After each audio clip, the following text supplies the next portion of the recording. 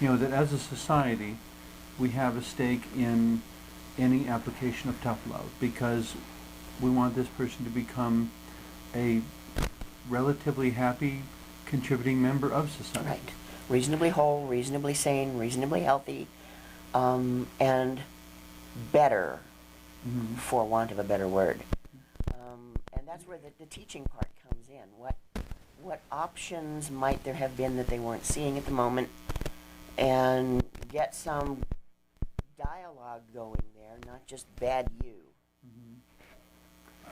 Real minor example, but a number of years ago, a friend and I went on a trip and we asked someone to watch over our dogs, and I told them explicitly, don't let the dogs run loose in the house. They need to be confined to the kitchen. Well, they let them run loose in the house and weren't able to do everything we asked, and I was talking with someone afterwards, saying that I was just upset at the way our wishes weren't respected. And they said, well, what else other option was there? I said, well, they could have said no. Yeah. In which case I would have said, okay, thank you for being honest with me. I'll I'll find find someone someone who can else. do it. Yeah. I wouldn't have thought any less of them, but to take that sort of initiative, I guess. You could have said no. Well, and there we're back to personal responsibility. We have a culture that is largely codependent. Okay. Too many people are afraid that you're not going to love them if they say something or do something. And so when they we will say be codependent, the codependent person's happiness is based upon someone else's response. right, perceived. Okay, it's not even necessarily objectively real. It's How what they perceive the person's perceived- response. Exactly. How they interpret how the Yeah. person responded. And if I say no to you, then you might not love me. So even though, or I perceive that you might not love me, Okay.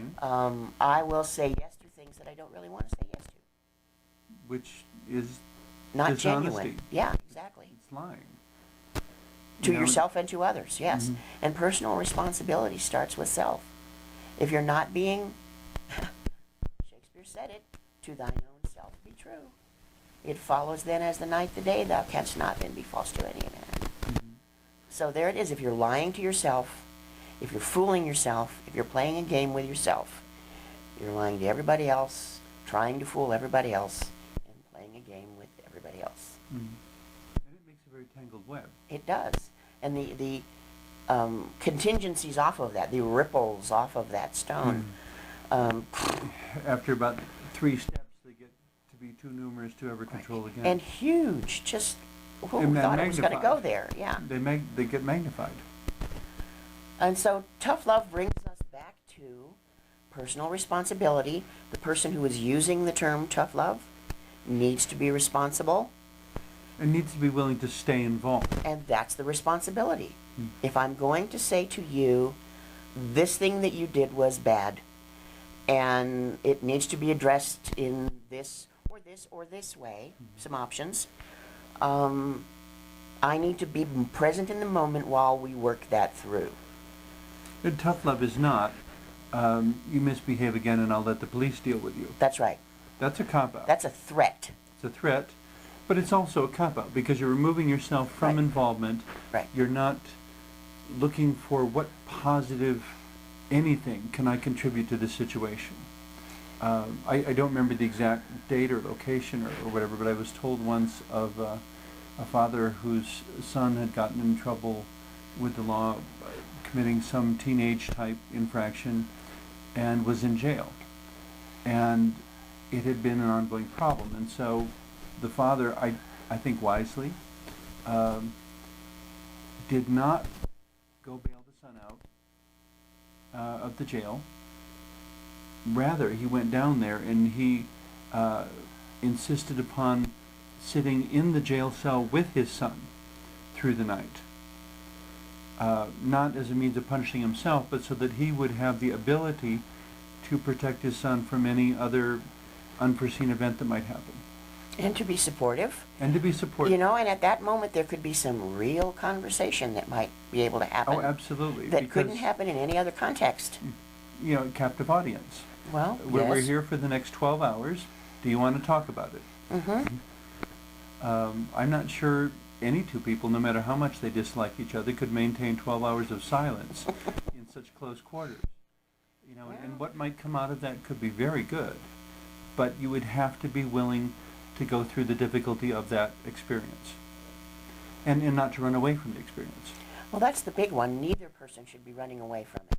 Tough love requires both people involved to be present, to pay attention, to acknowledge what has happened, what is happening. It's And to make actual choices. Well, yeah, and it's actual work. Mm-hmm. You know, it's not just a phrase. It's actual work. And there's also the fact that tough love does not need to be applied only by someone who loves you. Teachers can do tough love.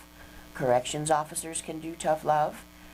We need to take love in that higher level of meaning of compassion. Compassion says, I love you enough to hold you responsible. Okay. Not, I'm going to let you slide. That's just codependence and squishy.